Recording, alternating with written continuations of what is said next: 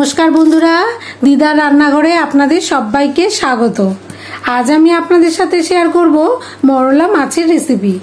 এটা একটা পুরনো রান্না, কিন্তু আমি কিভাবে ডাটা দিয়ে রান্নাটা করব সেটাই আজ আপনাদের সাথে শেয়ার করব। আর এর জন্য আমি এখানে 300 গ্রামের মতো কেটে ধুয়ে পরিষ্কার করে রাখা মরলা মাছ নিয়ে নিয়েছি।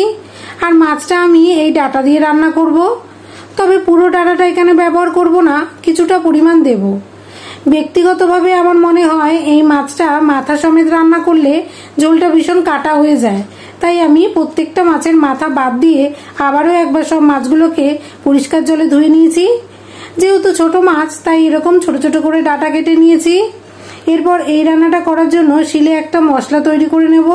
আর তার জন্য নিয়ে নিয়েছি 1 চামচ গোটা জিরে, 1/2 চামচ গোটা ধনে, 3 টুকরো আদা আর কাঁচা পাকা 6টা লঙ্কা। এখন জল দিয়ে মশলাটা বেটে নেব। এবারে স্বাদ মতো লবণ, 1/2 চামচ হলুদ গুঁড়ো আর বাটা মশলা দিয়ে দেবো মাছের মধ্যে। এখন সমস্ত মশলা ভালো করে মাছের সাথে মাখিয়ে নিয়ে কড়াইয়ে দিয়ে দিচ্ছি পরিমাণ মতো সরষের তেল। তেল গরম হলে ফোড়নের জন্য দিচ্ছি 1/2 চামচ কালো জিরে। ফোড়নটাকে নেড়ে নিয়ে মশলা মাখানো মাছগুলো আমি এর মধ্যে দিয়ে দেবো। একদিক সামান্য ভাজা হলে কড়াইটাকে ঢাকা দিয়ে সব মাছগুলো উল্টে দিচ্ছি, যাতে মাছের অপর দিকটাও ভাজা হয়ে যায়। আর একই কড়াইয়ে আবারও একবার দেব সামান্য পরিমাণ তেল।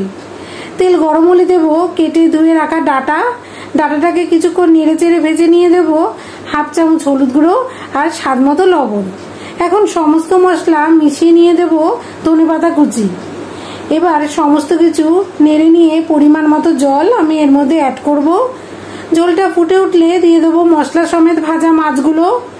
এখন এটাকে আরও 2-3 মিনিট রান্না করব। আর সবশেষে দেব 2টো চেরা কাঁচা লঙ্কা। আর এইভাবেই মুখে লেগে থাকার মতো ডাটা দিয়ে মরলা মাছের তেল ঝাল আমি রান্না করে নিয়েছি।